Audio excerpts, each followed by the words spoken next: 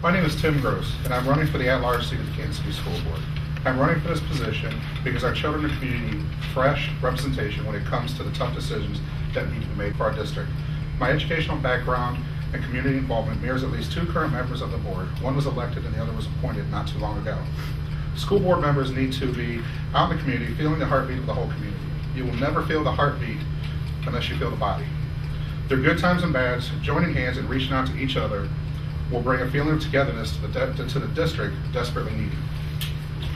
We need vision, and we need someone who represents this district with courage, and we need a person who will reach out to this community and its partners to ensure our kids receive the finest education possible.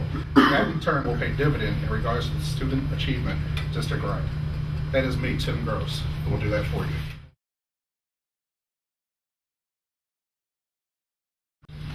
In regards to these schools and laymen, it sent a clear message to me and possibly this community that the Board of Education gave up on the layman neighborhood when they didn't rebuild on the current site. Looking into partnerships with some of the local organizations, the group homes, the nursing homes, and other types of community activities out there we can team in with.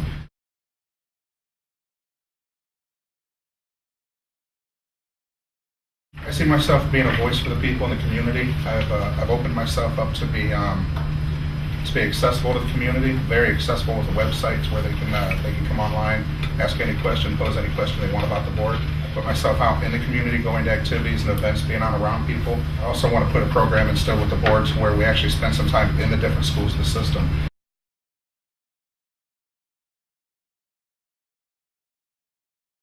I think I would have to put that money towards the classrooms to better the education of the students. I know we have a couple schools out there that when money was being divided out amongst Dubur and Mason were left out of the whole thing. I think those are two schools that some of the stimulus money could go towards to help renovate the inside of them, put some new computers in there, and try to upgrade the educational level that's in that school. I think we need to be better stewards of the people's dollar bills out there. We need to find better ways of spending that money. We know that the schools are not funded equally as determined by the Ohio Supreme Court. Scott Alselager, Kirk Sherling, and Steve Slesnick have done nothing to move this process along or find a way to sponsor it. Until we find another way to fund our schools, we have to rely on the property owners to help us with that. I urge each and every one of you to make calls to the Columbus offices to make a difference here. We have 2 years to prepare for this, 2 years. You can't just make one call, you gotta make call after call after call to make these guys do their job down there to get this done. I don't wanna put a tax on you people. I don't wanna put a tax on myself. If it's need be, I will do it for myself, and I'll put the tax on myself because I am one of you. I'm going to pay that tax just as he said over here. We live in the community, so the tax will be on us. I'm not for that. I don't want to put a levy on the ballot.